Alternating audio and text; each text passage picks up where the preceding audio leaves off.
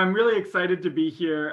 The whole workshop, I think, or conference has been really interesting, a lot of different applications. Today, I'm going to be talking about affordable housing allocation. And there's a lot of interesting questions in affordable housing allocation, right? How much affordable housing should we be building? Where should we be building it? In which neighborhood? That's often very contentious. What types of units should we be building? Should we be building for singles or families? Who should be eligible for these units? How much should they pay? Where's the rest of the money going to come from? Is it from the city budget? Is it from the federal budget? I'm not going to focus on any of these questions today. So really today, I'm going to focus on the question of, given all of the decisions we've made along these dimensions, how should we allocate what we have, right? So we have an eligible population of individuals. We have a set of units to allocate. And we need to decide who gets matched and what units they get. And the idea is kind of, no matter what you think about these initial questions, you want to at least do a good job of allocating what we have. So I do recognize that many people here may not have firsthand experience with affordable housing allocation.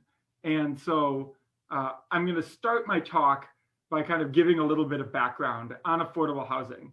And I'll say this is going to be a US-centric talk.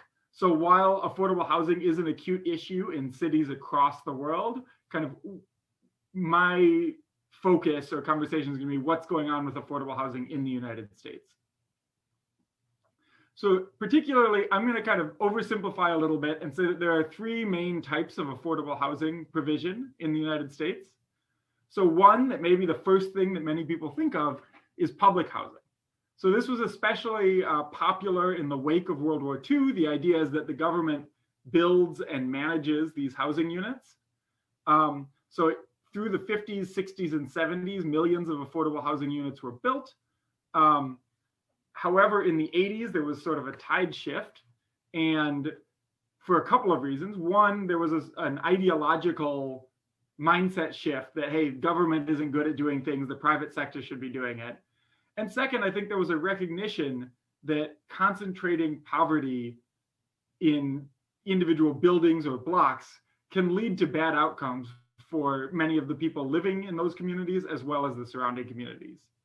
And so we generally don't build new public housing anymore, but we still have a lot of existing public housing that was built 30 or 40 or 50 years ago. And so there are still over 1 million families living in public housing. And this is funded federally. So it comes from the Department of Housing and Urban Development, all of the money, although local agencies actually manage and oversee this housing. So there's over 3,000 different public housing authorities in the United States. So instead, there was this shift away from public housing towards basically vouchers. So these are called Section 8 vouchers. You may have heard of them. And the basic idea is the government gives you a voucher, and then you go on the private market and find a landlord that's willing to rent to you.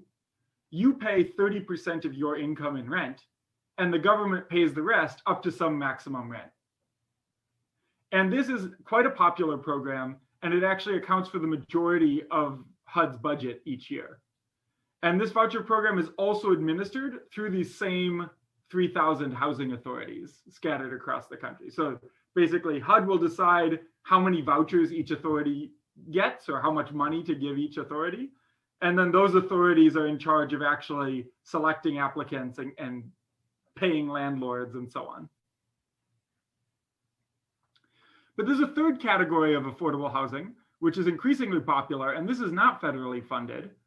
This is actually done at the state or often even the local or municipal level. I'm going to label this inclusionary zoning. That's a phrase that's often used. And the basic idea is to try to create mixed income buildings, communities, and neighborhoods. And the way this is done is basically you incentivize developers to offer a certain fraction of the units in their new construction at below market rates. And the set of incentives varies from city to city. So for example, you might offer a tax break if they say take 20% of their units and offer them at specified rates. but it also could be zoning exemptions. So you say, hey, look, normally you could only build a 4-story building in this neighborhood. We'll let you build a 6-story building as long as a certain percentage of those units are affordable. Also, some cities are experimenting with actually mandating that, saying if you want to build in this area, you actually have to provide a certain number of affordable units as part of your construction plan. So any questions on this synopsis so far?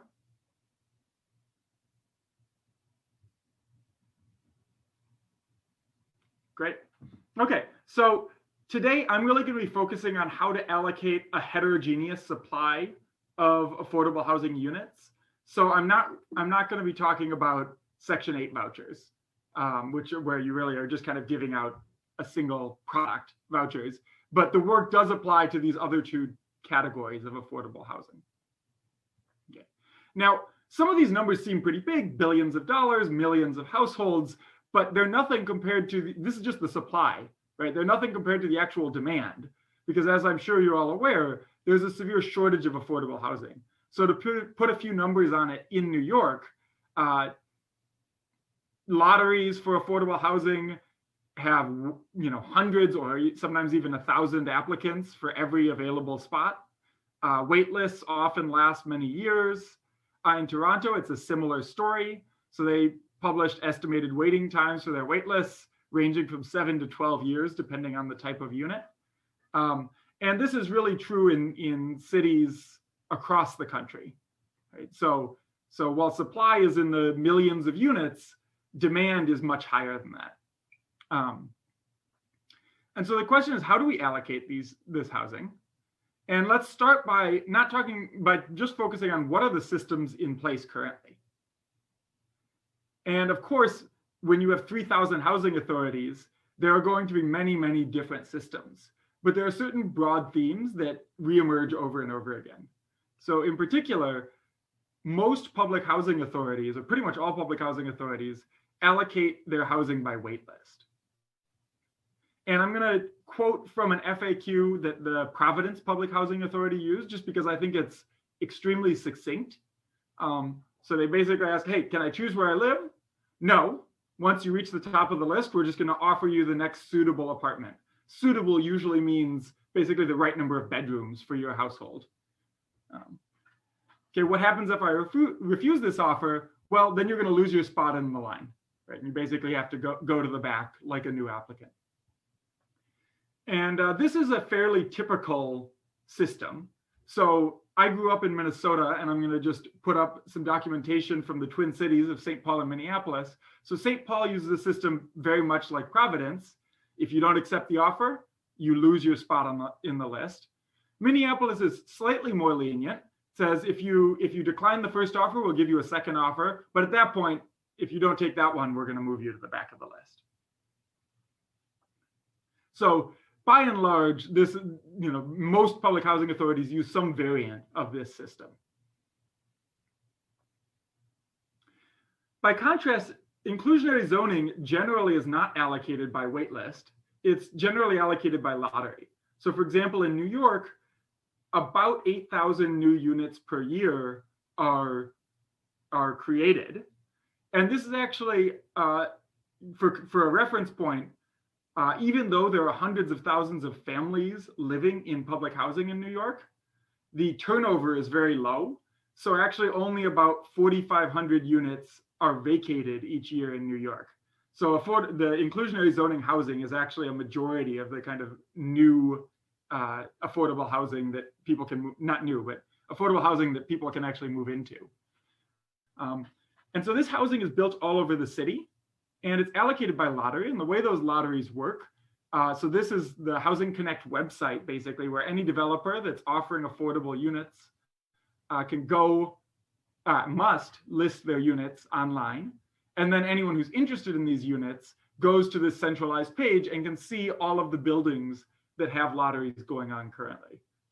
So this is actually what it looked like a couple of years ago. They've done a revamp of the user interface. So now they call it Housing Connect 2.0, and it has these kind of snazzy pictures of each of the buildings. And if you click on the building itself, it'll give you additional information about, about the unit size and the rent that you would pay and so on. for our purposes today, all that really matters is that you can apply to as many buildings as you want, right? So going back to this page, you can apply to all of these buildings if you so choose. And once you've applied, each building runs its own lottery used to put applicants in a random order. And then they basically just start going down the list in lottery order and trying to verify, A, is this applicant actually eligible? So you have to provide a bunch of documentation showing the income falls in the right range. And then if you are, they're going to offer you a unit in the building until all of the units have been filled. So these are two systems that are being used in the United States, the wait list where you lose your spot, and these separate lotteries for kind of each development. But there's many, many other systems that one could imagine, or even that one observes, say, being used in other countries. And so a question we want to tackle today is, how should we actually be allocating affordable housing? Now, before we can answer this question, of course, we need to say what the goals are. And different agencies may have slightly different goals, but I think broadly speaking, there are two key goals. One is to provide housing to those who are most in need. And I'm going to call this targeting. So targeting the intended population of recipients. A second goal, it would be giving tenants choice, right? So allowing applicants to have some say in where they live, right? So New York is a big city, even with relatively good public transit, at least by American standards. It can easily take an hour and a half or 2 hours to get from one part of the city to the next. And so people really might care where they end up getting assigned. So when we evaluate mechanisms, these are going to be the goals we have in mind. And I'm going to call this later on matching. So in our model, what we wanted to capture was, we can't capture all of the detailed features of this environment, but there are kind of several key things to capture in order to be able to answer the questions that we're interested in. So one, we want some agents to basically need the housing more than others. And so as you'll see, we model this through an outside option. That basically some agents have better outside options than others. Two, agents don't all agree on which are the best buildings, right? So there are real opportunities for kind of Pareto enhancing trades potentially, or at least you want to pay attention to where you're assigning each agent. And third, because we're trying to compare outcomes across many different systems, we don't necessarily want to assume that the set of buildings that we see people applying for or accepting now would stay the same if we were to change our system, right? And so we want to take into account in some manner that agents are going to strategically respond to the incentives of the system that we set up. And so that's probably not a surprise to this group of people. The question is just kind of, how do you model that and how do you do that? So those are going to be the key features to model. I'm going to jump to the insights, and then after that, we'll get to the actual model that we use to show these insights. So as a starting question, you might say, okay, forget about optimizing design. I just want to know, comparing these two systems, the waitlist used in Providence to the independent lotteries used in New York, which system is better? And what our model actually predicts is that these two systems will lead to equivalent outcomes. I'll say more about what I mean by that in several slides. But it's basically saying, despite their apparent differences, we wouldn't necessarily expect these to lead to dramatically different outcomes.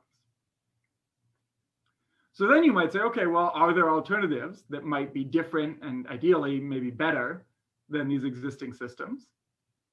And we say, yes, there are a number of alternatives, and in particular, kind of a coherent theme across a variety of these alternatives is that they all yield better matches. They give applicants more choice in where they're going to be assigned.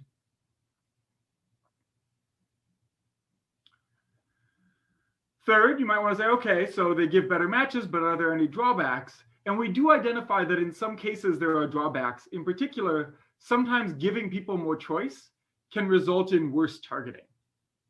Okay? And if I have time, I'll go a little bit into the mechanism for why that might happen. And so you might say, okay, this is a bit of a conundrum. You laid out two goals, matching and targeting. And you just told me that at least in some cases, there's sort of a tension between them, that the mechanisms that give people more choice may not be assigning units to those who are most in need. And so what do you think we should do? And my answer is, I think we should allow applicants more choice. Because I think taking away choice is really not a very effective way of achieving good targeting. And there are other ways we have to target the intended population. So we have a lot of individual we have a lot of information about the applicants, including, for example, their income.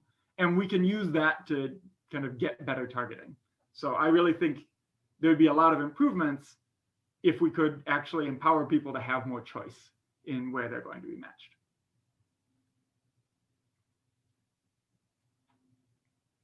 Okay. So what's the model that we use to study? So this is a discrete time model. And so in each period, we're going to have a set of agents arriving, and we're also going to have one new building arriving, right? So I want you to think of like the New York City housing. We've built a new building, some new developers built a building and has just listed it on the Housing Connect website. Now in this building, there are multiple apartments or units. And so we can house a number of different families, but not everyone that wants housing, right? Now we're going to be working in a continuum model. So we have a unit mass of agents arriving in each period, and each building can accommodate some mass of agents, but that mass is less than one, right? So demand exceeds supply. Okay, so in each period, the new arriving agents are going to join any agents that are waiting around from previous periods. And each agent is going to observe their value for the current development, right? So the T indexes developments, the I indexes agents, and so I observe my VIT for today's development T. Okay, and for this talk, just assume that these values are drawn IID from some distribution across both agents and time. The identical distribution across agents can be relaxed for some of our results, but I don't want to go into that today. But this is basically how we're capturing matching in this model, is that different agents have different values for each development. And so ideally, we'd like to select the agents that have the highest values to be matched today. So we're going to do that by asking each agent to take some action. I'm going to be pretty vague right now about what this action might be. But for example, you could think of it as I'm asking each agent, would you like to apply for the lottery that I'm having for this development? And then they either answer yes or no. Based on the action they take, we're going to match some of these agents. So we're matching all of the developments kind of as soon as they're available. And once we've matched an agent to a development, that match is permanent. So they're not going to relocate from there. And this is a reasonable approximation of what goes on in practice. Now, agents get utilities every period based on where they're living, right? So if an agent I matched to some building J in the past, then at the end of each period, they get value VIJ, their value for that development. On the other hand, any agents that have yet to match get this value alpha I, which is, we call their outside option, right? You can think of this as how much they like where they're currently living. And so this alpha I is known to each agent, but heterogeneous across agents. And so this is our way of capturing the fact that different agents have different levels of need. Basically, that we ideally like to match the agents with the worst outside options. Okay. Now, you might say, okay, if we have more agents arriving every period than we have agents departing through being matched, then the set of agents in the system should just kind of grow indefinitely. One way to kind of dispense with that, or to prevent that from occurring, is to impose some sort of exogenous departure. And we call this a life event, right? And so you can think of this as like, some agents are going to end up leaving the city. They're going to move home to care for elderly family members. They're going to be offered a new job and become ineligible for this affordable housing. They may move across the country to live with their spouse. So there's going to be some exogenous departures. And we just say that this happens with probability 1 minus delta in each period. So basically, agents are going to live a geometric lifetime in our model. And their goal is to maximize their payout up until this life event occurs.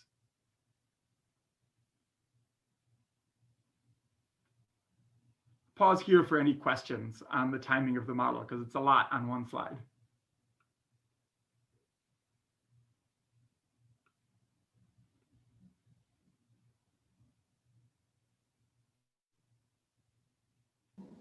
One quick thing, Nick. Yep. Do people know anything about their life event? Like, can they anticipate it? Or is this in something... our model, they cannot. Yeah, so in our model, it's an unanticipated life event. I think qualitatively, that's not a super important feature of the model, but to make the decision problem that each agent faces stationary, it's very convenient mathematically.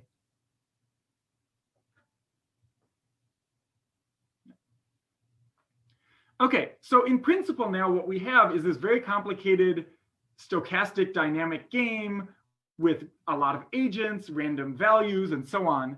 And this can be potentially very intractable to analyze, even if we fix each agent's strategy. Just analyzing how does that stochastic system evolve is complex, let alone solving for an equilibrium.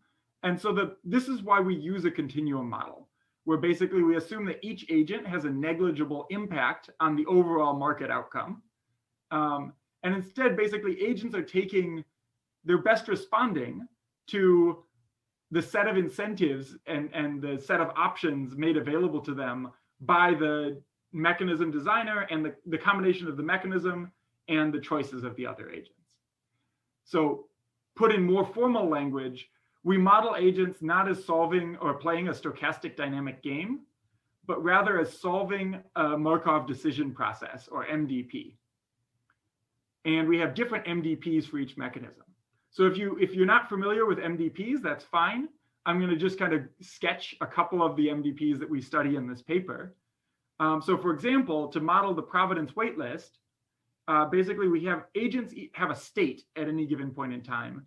Think of this state as measuring how long that they've waited in the waitlist. So I initially join in state 0, and then each period my state advances by 1.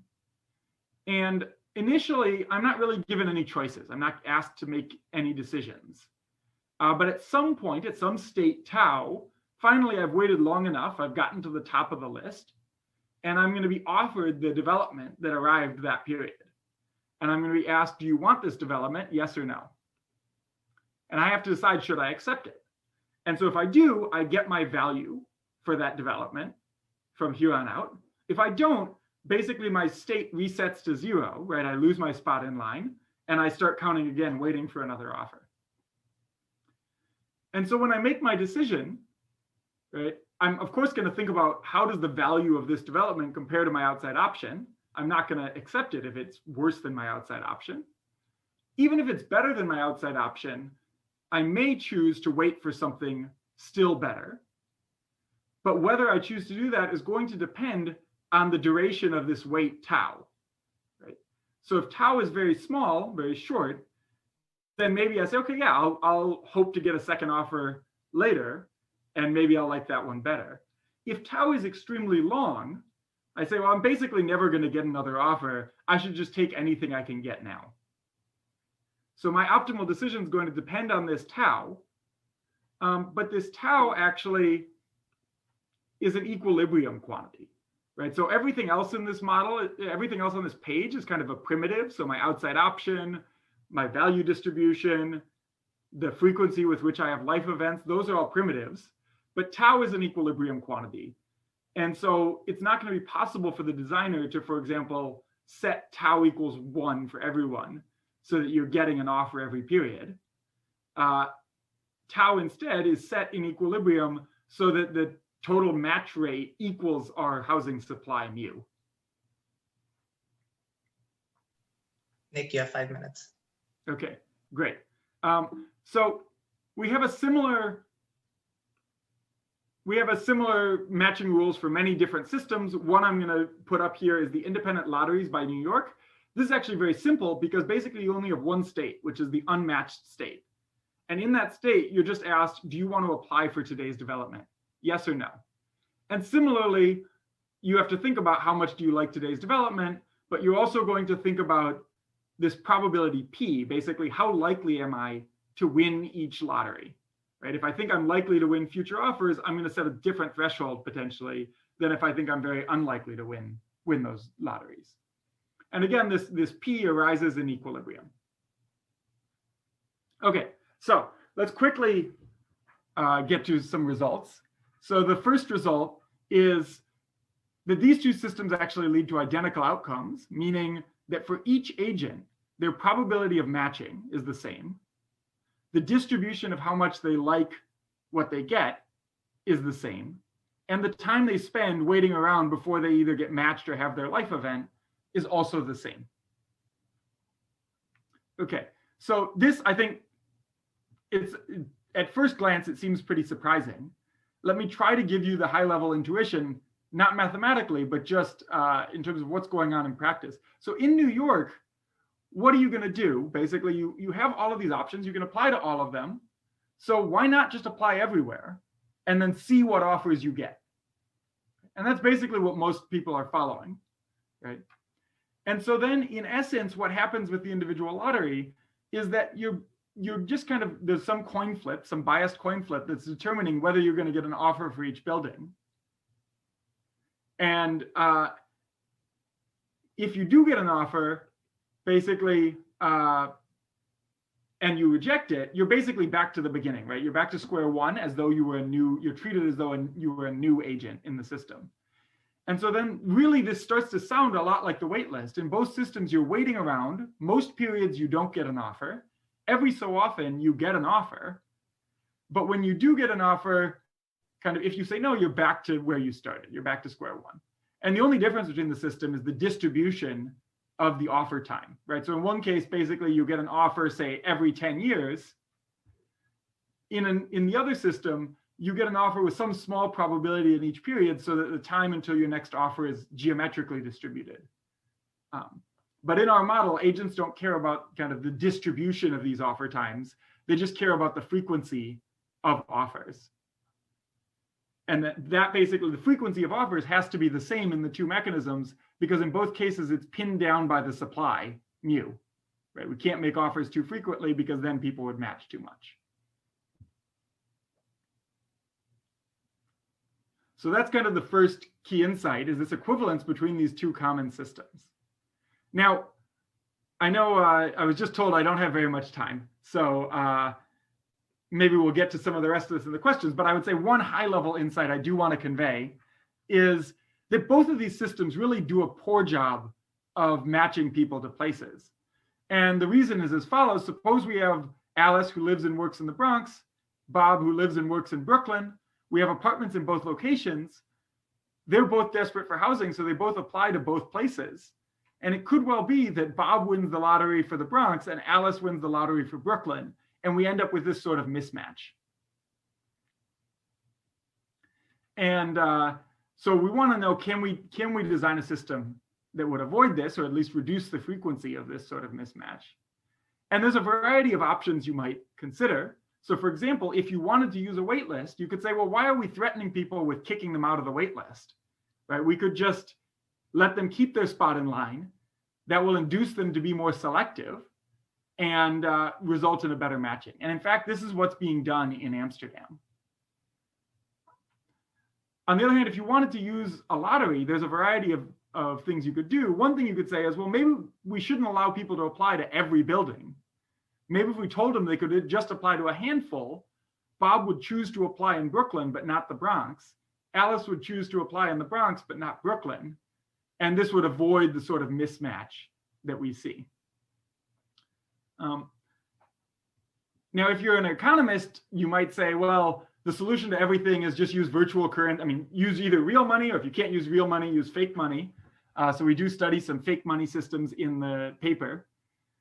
What I want to kind of advocate for here actually is a slightly different solution, which is let's use the same system we currently have, but instead of running lotteries separately for each building, let's use what I call a common lottery, which is basically where you run one lottery that applies across all buildings. And so if you have someone who has a good lottery number in one place, they'll actually have a good lottery number in many other buildings as well. And the thought is those agents that got good lottery numbers are then going to be more selective. So they're going to be more selective. They're going to know when they get an offer that this isn't the only offer they're going to receive, but actually that there are many other buildings out there that might be available to them. Okay, so in the interest of time, I'm going to skip over this formalism. I'm happy to go back to it if any of you have questions specifically about it, but I do want to let you ask questions. So the high level insight is that this does indeed lead to better matching. In fact, we show that these four systems I talked about on the previous slide, different ways of improving choice. When participation is costless, they actually all lead to equivalent outcomes in our model.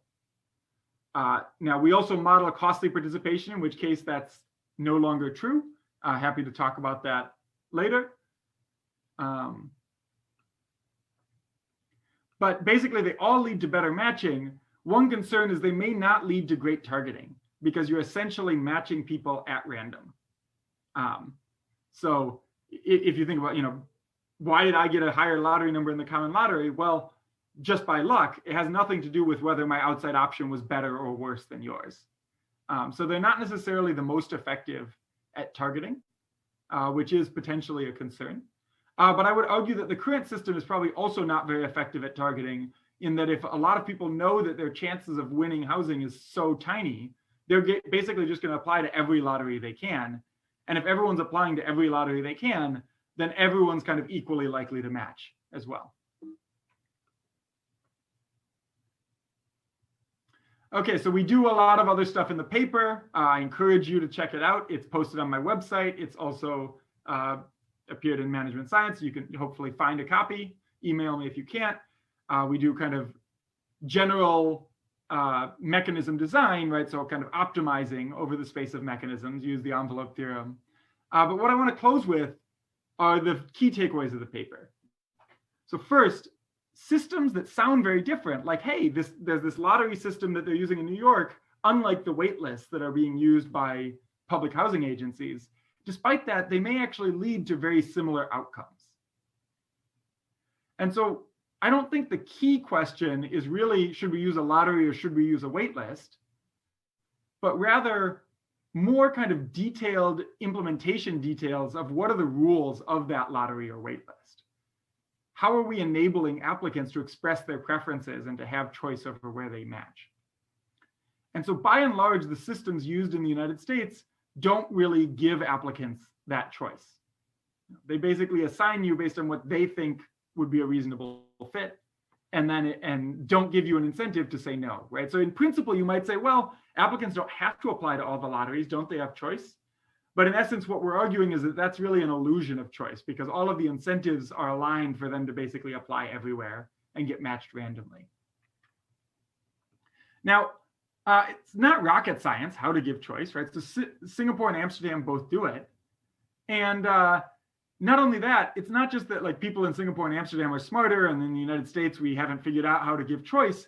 If you look at other systems for giving things away, for example, hunting permit allocation is another problem that many states have. How do we allocate hunting permits, which are priced below market clearing prices? The systems used by different states almost all give applicants a lot of choice of exactly which type of hunting permit they're going to receive, which region of the state, which species of animal, et cetera. And so I think it's not so much that we can't figure out how to give choice. There's a lot of good options, but it's more of a question of political capital and political will, right? So in the United States, a lot of the people that benefit from affordable housing are fairly marginalized communities. And most of us don't have firsthand experience with these allocation systems. By contrast, in Singapore, over 80% of the population lives in government-built housing. In Amsterdam, it's over 40% of the population. And so a system that denied choice to these large fractions of the population would quickly get politicians voted out of office. And so I think there's a real opportunity in the United States to try to make improvements and basically give people more agency over their lives. So I'll wrap there, and I'm happy to take any questions that you may have.